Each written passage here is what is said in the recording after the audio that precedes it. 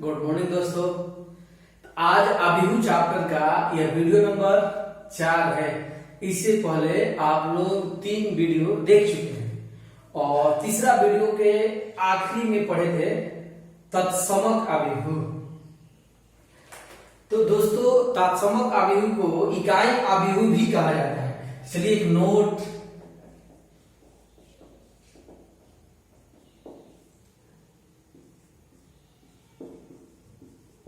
तत्समक अभिहू को इकाई अभिहू भी कहा जाता है। यानी आप इस बात को समझिए, तत्समक अभिहू को इकाई अभिहू भी कहा जाता है। हम लोग पिछले वीडियो में लिख चुके हैं तत्समक अभिहू को आई या आईएन द्वारा सूचित किया जाता है। तत्समक अभिहू को आई या आईएन द्वारा सूचित किया जाता है। अब ध्यान दीजिएगा, यहाँ एन का मतलब है कोटि। जैसे कि कोई भी वर्ग अभिहू, ध्यान दीजिएगा, कोई भी वर्ग अभिहू से ही परिभाषा बनता है तत्समक अभिहू। परिभाषा था कि कोई वर्ग अभिहू तत्समक अभिहू कहलाता है जिसका विकर्ण 1 हो और सब सदस्य 0 हो। तो वर्ग अभिहू कौन कौन होता है? 1/1, 2/2, 3/3, 4/4, 5/5, इसमें रो और कॉलम एक समान हो। तो वही जैसे 2/2 होगा तो I2, 3/3 होगा I3, 4/4 होगा I4, 5/5 होगा I5। जैसे एग्जाम्पल देख लीजिए, जैसे मान लीजिए आप लिखते हैं I2 बराबर ये होगा 1 0 0 1। फिर अगर आप लिखते हैं I3 बराबर तो 1 0 0 0 1 0 0 0 1। देखिए विकर्ण 1 है और सब 0 है। अगर आप लिखते हैं I4 बराबर तो 1 0 0 0 0 1 0 0 0 0 1 0 0 0 0 1 0। यानी जो भी आप कोटि लिखिएगा, 2/2 लिखिए तो I2, 3/3 तो I3, 4/4 तो I4। और मान याद रखने का तरीका है विकर्ण 1 होगा और सब 0, विकर्ण 1 है और सब 0, विकर्ण 1 है और सब 0। तो इतना नोट कीजिए। अब आगे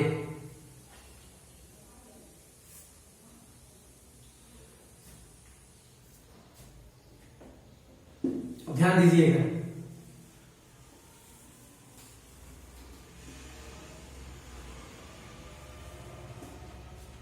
अब देखिए नोट एक और लिख लीजिए, नोट नंबर 2। जैसे दोस्त ध्यान दीजिएगा, A इक्वल टू ABCD, ध्यान दीजिएगा, A इक्वल टू ABCD। और आपसे मान लीजिए आपको पूछा गया आप लोगों से कि KA बराबर व्हाट, K कोई नियतांक है। तो अगर किसी अभिहू में किसी राशि से अगर गुणा किया जाए तो प्रत्येक सदस्य में गुना होता है। अब ध्यान दीजिएगा, के ए बराबर तो के ए का मान देखिए कितना है, A B C D।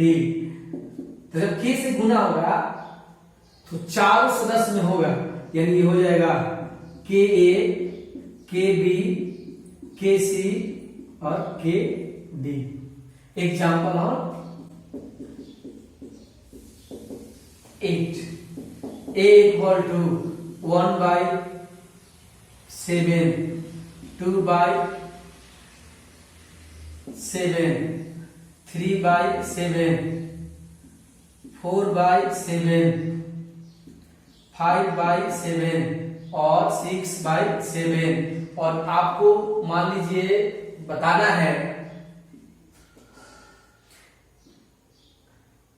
है 7A इक्वल टू व्हाट, हम लोग को बताना है 7A।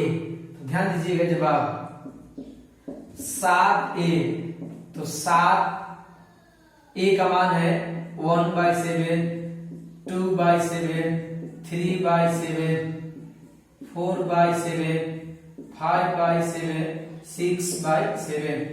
तो हम लोग 7 से सब में गुना करेंगे। तो थोड़ा नोटिस करिएगा, 7 में गुना कीजिएगा, 7 7 कट जाएगा, सब 7 कट जाएगा, सब 7 कटेगा तो यहाँ बचेगा 1, यहाँ बचेगा 2, यहाँ 3, यहाँ 4, यहाँ 5, यहाँ कंप्लीट।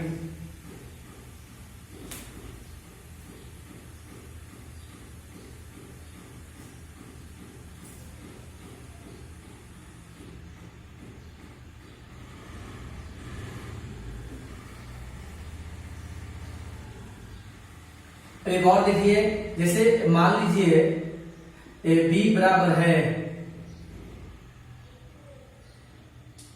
0 0 0 0 और आपको बताना है कि 7b इक्वल टू व्हाट। तो मैटर है 7b, तो 7b का रिजल्ट है 0 0 0 0। तो हम लोग मैथमेटिकल वर्क जानते हैं, 0 को किसी से गुना कीजिएगा 0 होगा, ये हम लोग का 0। और 0 अवयव को सूचित कौन करता है? 0। इसका आंसर हो गया 0। कंप्लीट कीजिए।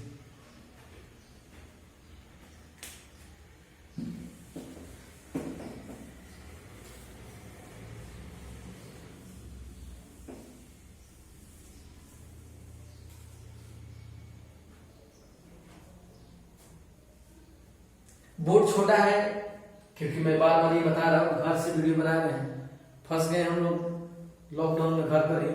आ रहा होते तो क्लासरूम में जाकर वीडियो बना लेते, गांव पर ही हैं।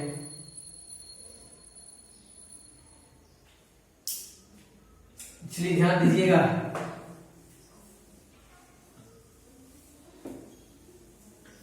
अब लिखिए दोस्त, अभिव्यक्तियों की समानता, इक्वालिटी ऑफ मैट्रिक्स।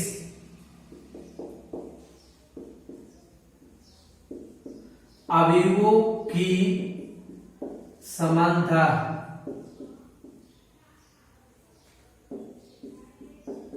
क्या है? अभिव्यक्तियों की समानता क्या है? Equality of matrix.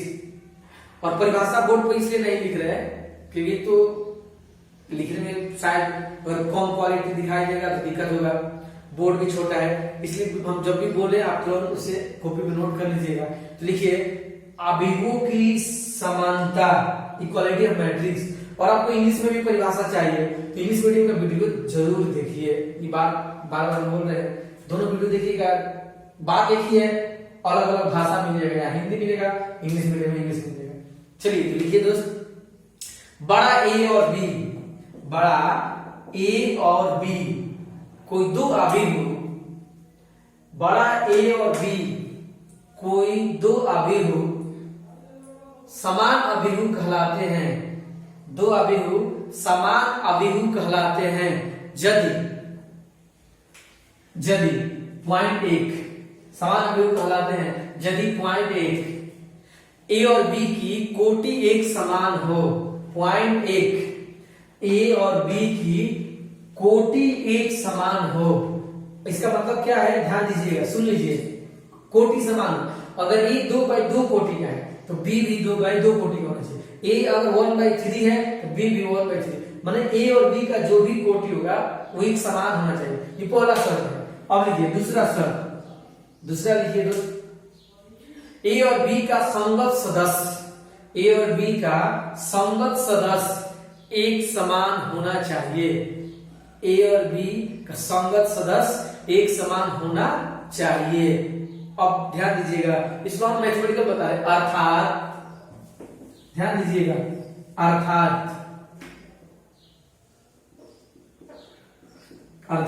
देखिए ए बराबर, यदि ए बराबर A11 A12 A21 A22 और B बराबर B11 B12 B21 B22। तो ध्यान दीजिएगा, ए का जो कोटि है वो कितना है? 2/2। इसमें 2 रो है 2 कॉलम है, इसमें भी 2 रो है 2 कॉलम है। अब ध्यान दीजिएगा, ए और बी अगर बराबर होगा तो कोटि बराबर होना चाहिए। तो देखिए कोटि बराबर है। अब ए बराबर बी, अगर ए और बी बराबर है, वाच करिए, ए और बी बराबर है, संगत कोण बराबर है या बराबर होगा, बराबर होना चाहिए। A11 बराबर B11, क्योंकि 1111। फिर देखिए A12 बराबर B12, संगत बराबर होना चाहिए। फिर देखिए A21 बराबर B21, और आखिरी A22 बराबर B22। तो कोटि बराबर होना चाहिए और संगत सदस्य बराबर होना चाहिए। अगर ऐसा होता है तो A और B बराबर अभिभुज है। चलिए नोट कर लीजिए। अब आगे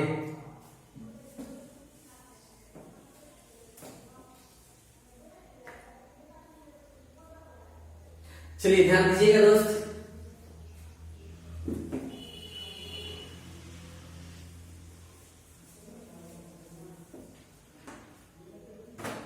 नोटिस करिएगा, इसमें बहुत सारा टाइप होगा।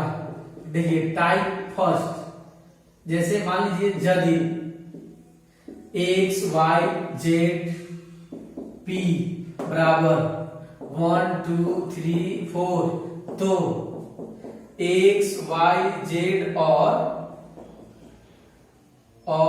पी का मान निकाले। हम लोगों को ये मान निकालना है जो भी अज्ञात है। तो देखिए कुछ करना नहीं है, यहां पर कोटि बराबर है 2 बाई 2 2 बाई 2, तो कोटि बराबर है ऑलरेडी। दूसरी बात ये बोल रहे हैं कि बराबर है, संगत कोण बराबर, संगत सदस्य बराबर होगा। तो यहां x बराबर 1, y बराबर 2, z बराबर 3 और p बराबर 4। संगत जो मान है वो आपस में बराबर हो गया। तो इसलिए ये बहुत इजी है, क्योंकि कुछ करना नहीं है, सिर्फ आपको तुलना करना है। पहला पहला के बराबर, दूसरा दूसरा के बराबर, तीसरा तीसरा के बराबर, चौथा चौथा के बराबर। चलिए कंप्लीट करिए। अब आगे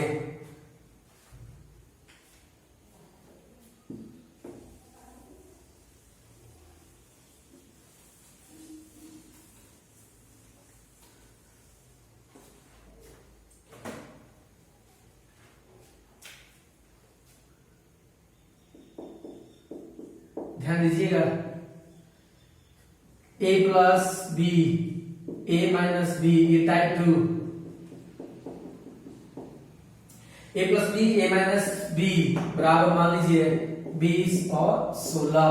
बताना है a और b इक्वल टू y। हम लोग को यहां से a और b आपको निकालना है। तो पहले हम लोग ध्यान दीजिएगा, पहला पहला के बराबर हो जाएगा, दूसरा दूसरा के बराबर होगा। तो यहां पर a plus B equal to 20, ये समीकरण 1। a minus B equal to, अब इसे हमको हल कर लेंगे सिंपल तरीके से। समीकरण 1 प्लस 2, तो a plus B equal to 20, a minus B equal to ये 16। ये प्लस माइनस कैंसिल, a और a हो गया आपका 2a, 20 और 16 हो गया 36। ये a बराबर हो जाएगा, भाग दीजिएगा 18। अब a का मान समीकरण 1 में रखने पर a plus B equal to 20, 18 plus B equal to 20, b equal to 18 20 minus 18, b equal to हो गया 2। चलिए कंप्लीट कीजिए।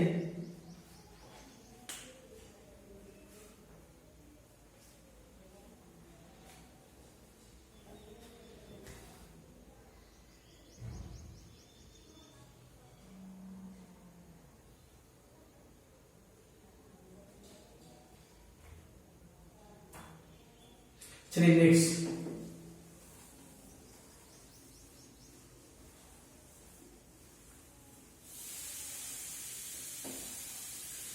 अब ध्यान दीजिएगा। टाइप 2 में ही अगला सवाल, 2a plus B, 2c plus D, 3c minus D, 3a plus 2b equal to, ध्यान दीजिएगा यहां आपका है 3 3 2 5 बताना है A B C D equal to 1। हम लोग को A C D का मान बताना है यहां से, तो आपको ये देखना होगा कि कौन कौन मैच कर रहा है। यहाँ ए बी है, यहाँ ए बी है, यहाँ सी डी है, यहाँ सी डी है, ये और ये दोनों एक साथ सॉल्व होगा और ये दोनों एक साथ सॉल्व होगा। यानी ध्यान दीजिएगा यहाँ 2a प्लस बी, फर्स्ट कितना है 3, ये हो गया समीकरण 1। फिर देखिए 3a प्लस 2ab, यहाँ देखिए लास्ट में कितना है 5, ये हो गया समीकरण 2। अब आपको हल करना है समीकरण 1 गुना 2 माइनस समीकरण 2, तो गुना कीजिएगा, ये आपका 2 में इंटू होगा तो 4a प्लस 2b, इसमें फिर गुना होगा तो 6, फिर आपका ये हो गया 3a plus 2b equal to 5, ये आपका कैंसिल, ये कैंसिल, 4a में 3a लेस कीजिएगा ये, और ये आपका 6 माइनस 5 1, a का मान आ गया। अब ध्यान दीजिएगा a का मान समीकरण 1 में रखने पर, तो अब 1 है 2a plus b equal to 3, तो 2 into 1 plus b equal to 3, b equal to 3 minus 2, b equal to 1। हम लोग a और b मिल गया, अब इतना लिखिए, फिर आगे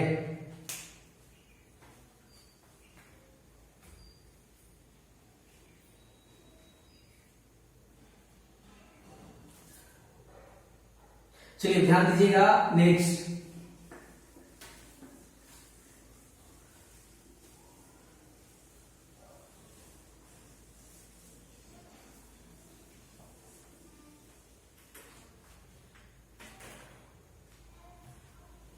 अब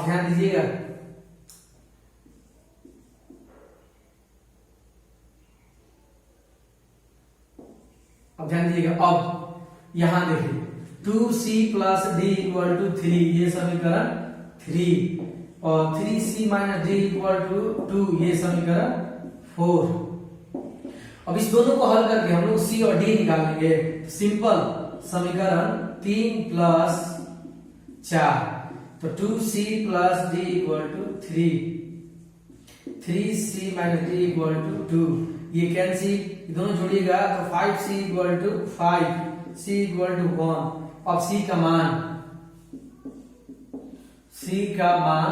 समीकरण 3 में रखने पर, 3 है 2c plus d equal to 3, 2, ध्यान दीजिएगा c का मान है 1, ये आपका d equal to 3, d equal to 3 minus 2, d equal to 1। इस तरह से a b c d का मान ज्ञात हुआ। तो जब भी इस तरह का सवाल है, इस तरह तुलना करके समीकरण बना लेना है। चलिए नोट कीजिए। अब टाइप 3,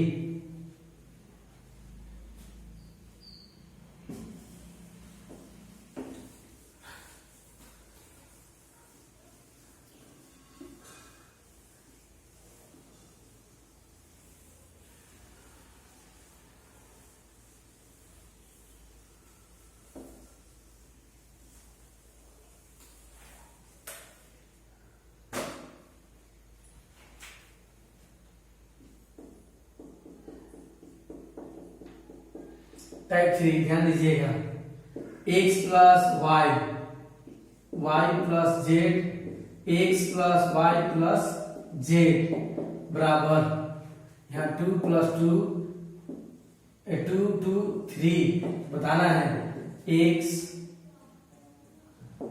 y और z इक्वल टू 5। ध्यान दीजिएगा, तो पहला के बराबर होगा तो x plus Y equal to 2, ये समीकरण 1, y plus Z equal to 2, ये समीकरण 2, और x plus Y plus Z equal to 3, ये समीकरण 3। तो कभी कभी ऐसा भी होगा कि तीनों में x y z, इसमें दो जगह दो चर है, एक में 3 चर। तो जैसे देखिए ये जो हम देख रहे हैं x y ये ऊपर है, तो अब ध्यान दीजिएगा, अब x plus Y plus Z equal to 3। तो समीकरण एक से एक्स वाई का मान हम लोग को पता है कितना है 2। तो 2 plus Z equal to 3, Z equal to 3 minus 2, Z equal to 1। हम लोग एक बात जान गए, जेड आ गया 1। अब ध्यान दीजिएगा जेड का मान, ध्यान दीजिएगा 2 में रखने पर जेड का मान समीकरण 2 में रखने पर हमारे पास जो जेड है वो 1 है। y plus Z equal to 2। तो y जेड का मान हो गया आपका 1 equal to 2, y equal to 2 minus 1, y equal to 1। हम लोग 2 बार जान गए, जेड भी जान गए और y भी। अब आखिरी में y का मान समीकरण 1 में रखने पर, ध्यान दीजिएगा एक है x plus y equal to 2, x plus 1 equal to 2, x equal to 1। इस तरह से x और z का मान प्राप्त हुआ, आप नोट कीजिए। अब हम होमवर्क कुछ दे देते हैं और फिर आगे चर्चा करते हैं।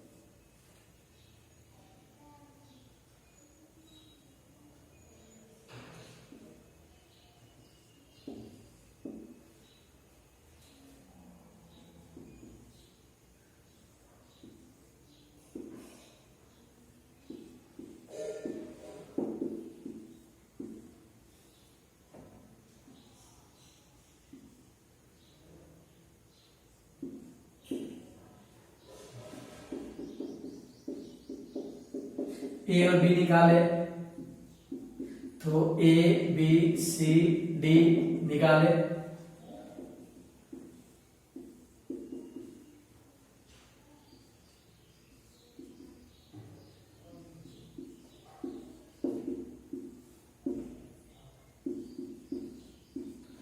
ए और बी निकाले। होमवर्क में और आगे ध्यान दीजिएगा 2a plus B 3c plus D a minus 3b c plus 4d equal to 3 4 minus 2 5।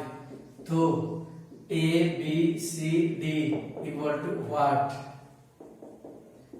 फिर आगे x plus Y plus Z, x plus 2y plus Z, x plus Y plus 4z equal to 3 4 6। तो x y z equal to 1। फिर आगे x y z alpha बराबर omega Q I square sine 30 degree tan 60 degree tan 60 degree. तो X Y Z alpha बराबर 1। तो यहाँ पर आप ओमेगा क्यू का मान कर दीजिएगा 1, आई स्क्वायर का -1, साइन 30 का 1/2 और टेन 60 का √3। तो मान रखकर एक्स वाई जेड अल्फा का मान निकाल लीजिएगा। फिर आगे दोस्त a plus B A B equal to, ध्यान दीजिएगा 7 और यहाँ आपका 12। तो बताना है a और b का मान निकालें। थोड़ा हिंट कर दें, a प्लस b का समीकरण है a माइनस b का फॉर्मूला होता है a माइनस b का whole square equal to a plus b का होल स्क्वायर माइनस 4ab। उस सूत्र को यूज करके इसे बना लीजिएगा। ये टोटल होमवर्क बना लीजिएगा, जो नहीं बनेगा वो कमेंट्स में पूछ लीजिएगा। अब आगे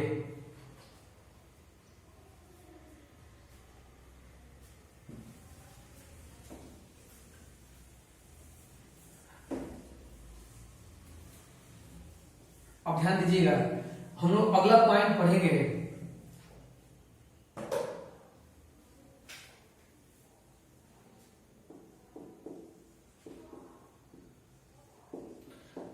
अभिभू का योग प्लस क्या है, मैंने जोड़ सीखेंगे हम लोग। अभिभू का योग क्या है? अब ध्यान दीजिएगा, एडिशन ऑफ मैट्रिक्सेज। तो अब हम लोग सीखेंगे जोड़। दो अभिभू हम लोग मिलेगा, उसमें जोड़ कैसे जोड़ा जाता है। ये क्रिया बहुत यूजफुल है, इसमें बहुत सारा क्वेश्चन है हर किताब में, चाहे एनसीईआरटी पढ़िए या कोई भी प्राइवेट राइटर की किताब बनाइए, कोई भी आप किताब सॉल्व कीजिएगा इसका यूज होगा। तो आइए अपना हेडिंग दीजिए और लिखिए, दो अभिभू ए और बी। लिखिए दोस्त आप लोग, दो अभिभू ए और बी का योग तभी संभव है। लिखिए, दो अभिभू ए और बी का योग तभी संभव है जब ए और बी का कोटि एक समान है। ए और बी का कोटि एक समान है, मतलब ए और बी का जो कोटि होना चाहिए कैसा होना चाहिए, जो भी कोटि ए का होगा वही कोटि बी का सेम होगा तो हम जोड़ सकते हैं, समान होना चाहिए। Paragraph change. इनके जोगफल को a प्लस बी द्वारा सूचित किया जाता है। इनके जोगफल को a प्लस बी द्वारा सूचित किया जाता है। इनके जोगफल को a प्लस बी द्वारा सूचित किया जाता है और इसे निम्न प्रकार से परिभाषित किया जाता है। अब ध्यान दीजिएगा, अर्थात जैसे मान लीजिए a है, अर्थात a equal to a11 a12 a21 a22, b बराबर है b11 b12 b21 b22 और यहां बताना है a plus b equal to what. A और बी का जोड़ना है। देखिए दोनों का कोटि कितना है, 2/2 2/2। ध्यान दीजिएगा, ए और बी का जो कोटि है वो एक जैसा है, माने समान है। तो कोटि जब समान होगा तो हम जोड़ सकते हैं। अब इसमें करना क्या है, इसमें संगत पद जोड़ा जाता है। ध्यान दीजिएगा, ए प्लस बी का पहला के साथ जुड़ जाता है। a11 प्लस b11, फिर आगे a12 प्लस b12, फिर a21 प्लस b21 और आखिरी a22 प्लस b22। तो संगत पद आपको जोड़ देना है।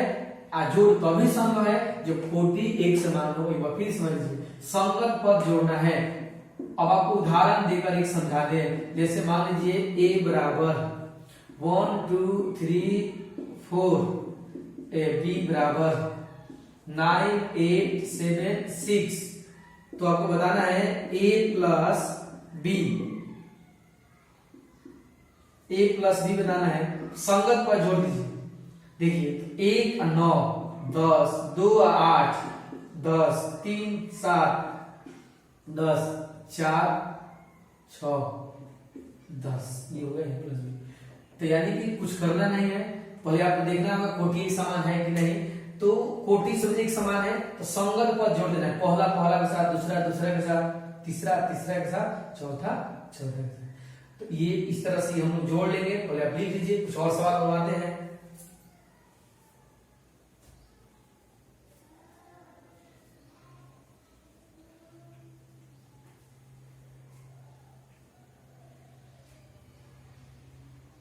चलिए नेक्स्ट,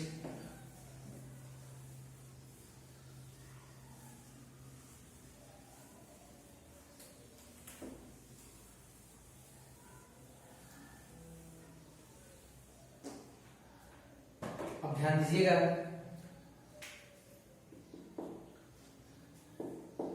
a बराबर 1 2 3 4 5 6, b बराबर 8 7 6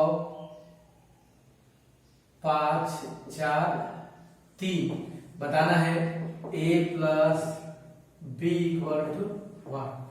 यहां भी a प्लस b जोड़ना है। पहले आप कोटि देखिए, तो इसमें 2 रो है 3 कॉलम है, तो 2/3 तो संगत माने जो कोटि है वो एक समान है, तो अब कुछ करना नहीं है, संगत पद जोड़ देना है। चलिए a प्लस b, 1 8 ये 9, 2 7 ये 9, 3 6 ये 9, फिर ये आपका 9, फिर ये आपका 9, फिर ये आपका 9, इस तरह से जोड़ देना है। एक और देखिए, जैसे मान लीजिए c बराबर 1 2 3 4 और d इक्वल टू 1 2 3 4 1 2 3 4 5 6 और आपसे पूछा गया कि c plus d equal to 1। तो देखिए यहां जो c का कोटि है वो कितना है 2/2, 2 रो है और 2 कॉलम है। यहाँ रो देखिए कितना है r1 r2 r3 c1 c2, तो रो 3 है तो ये 3 हो गया और कॉलम 2, यानी कि यहाँ वाच करिएगा, यहाँ 2 रो 2 कॉलम, यहाँ 3 रो 2 कॉलम। तो मतलब ये हुआ कि हम यहाँ जोड़ नहीं सकते हैं, अलग अलग कोटि है।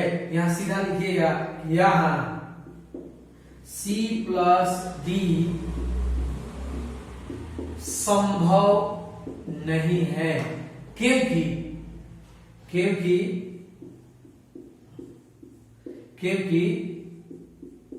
कोटि असमान है, कोटि असमान है। c प्लस d संभव नहीं है क्योंकि कोटि असमान है। हम जोड़ तभी सकते हैं जब कोटि एक समान होगा, ये अलग अलग है। चलिए कंप्लीट कीजिए।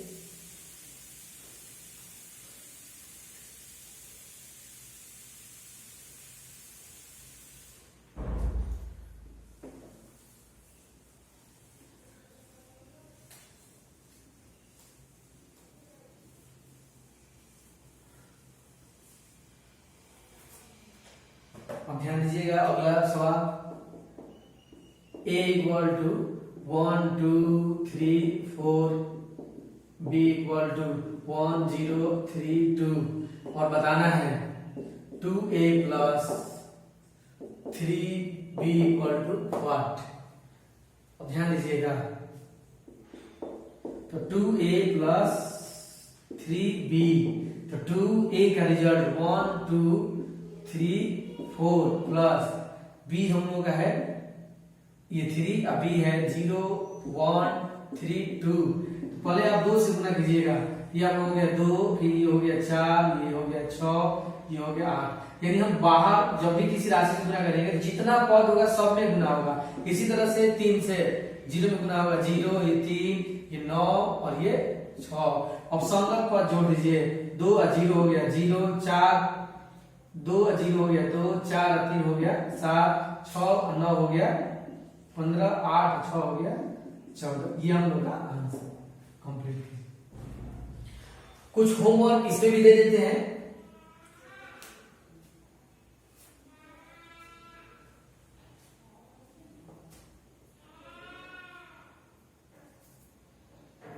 चलिए ध्यान दीजिएगा,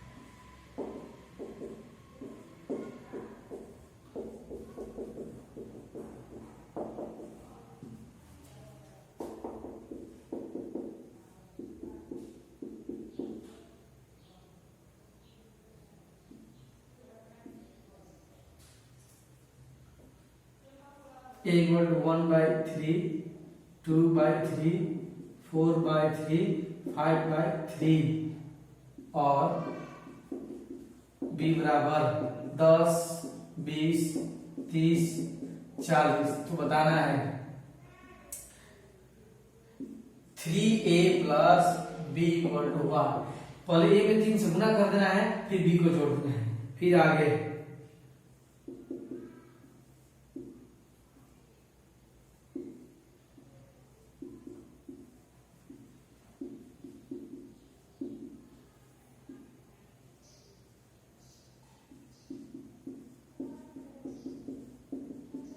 a plus b equal to what?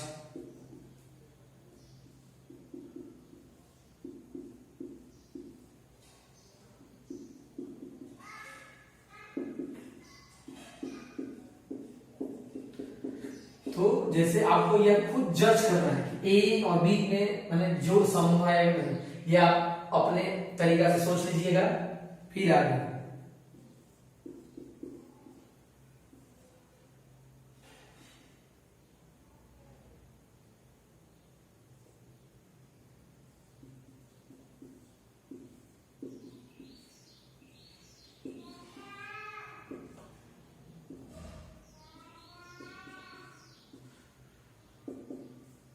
बराबर हुआ। तो ये सब आप लोग होमवर्क कर लीजिएगा, और जो भी होमवर्क ना बने आप कमेंट से पूछ लीजिएगा। तो आज इस वीडियो में इतना है, तब तक अपना ख्याल रखिए, मिलते हैं कल एक और वीडियो में, तब तक के लिए जय हिंद।